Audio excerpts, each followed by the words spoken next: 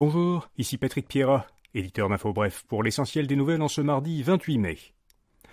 La loi anti-briseurs de grève a été adoptée à la Chambre des communes. Cette loi interdirait aux entreprises sous juridiction fédérale d'employer des travailleurs de remplacement durant une grève ou un lock-out.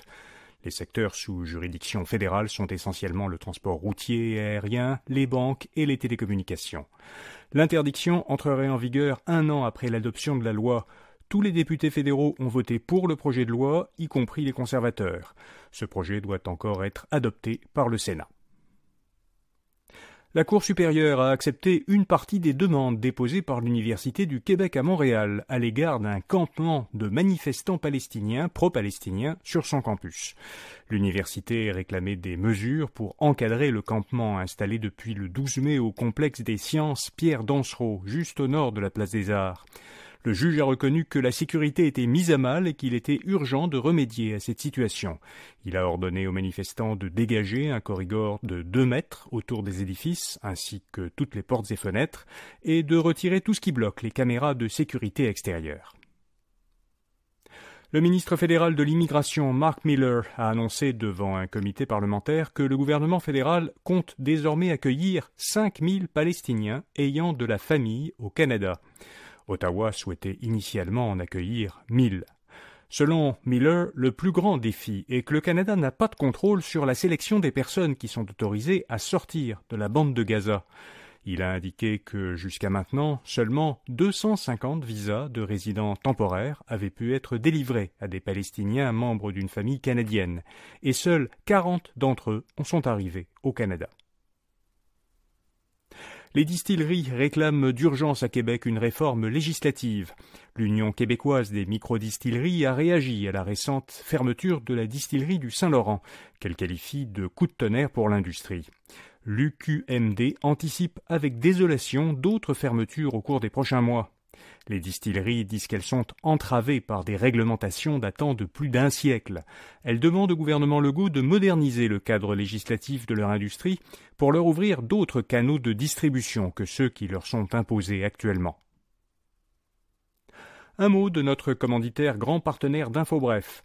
En optant pour une adresse de courriel personnalisée à votre nom de domaine, vous donnez confiance à vos destinataires et vous vous distinguerez ainsi des services de courriel gratuits.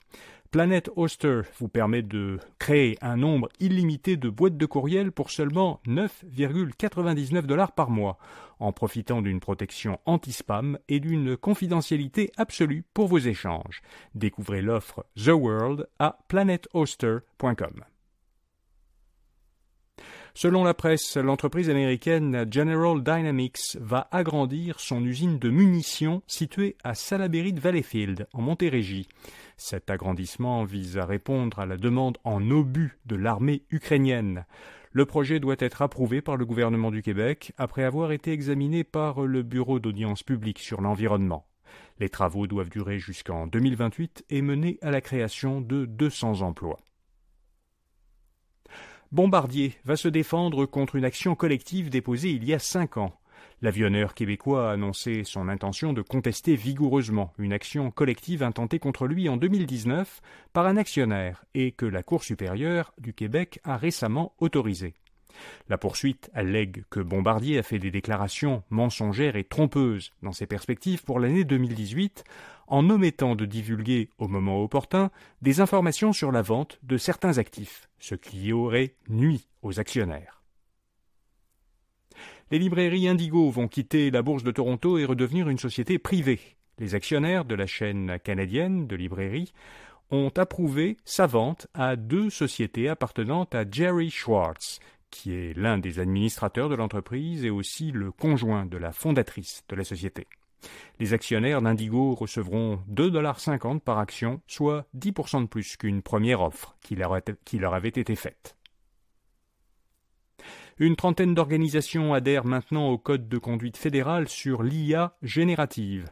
Le gouvernement fédéral a annoncé que 8 organisations se sont ajoutées à la vingtaine qui avaient déjà signé le Code de conduite volontaire sur le développement et la gestion des systèmes avancés d'intelligence artificielle générative. Parmi les signataires se trouvent des multinationales telles que Mastercard, IBM et Lenovo, et plusieurs organisations québécoises, dont Alloprof, le MILA, les sociétés technologiques AlayaCare, CGI, Coveo et Levio, et l'organisme d'autoréglementation du courtage immobilier du Québec. Et puis xAI, une entreprise d'Elon Musk qui exploite et développe le robot conversationnel d'intelligence artificielle générative Grok, annonce qu'elle vient d'attirer 6 milliards de dollars américains en nouveaux investissements. Le nouveau tour de financement d'xAI porte sa valeur à 24 milliards de dollars américains. Il regroupe des firmes d'investissement américaines telles que Valor Equity Partners, Andreessen Horowitz et Sequoia Capital, ainsi qu'une société liée au gouvernement d'Arabie Saoudite. Voilà, vous savez l'essentiel. Bonne journée et à demain matin.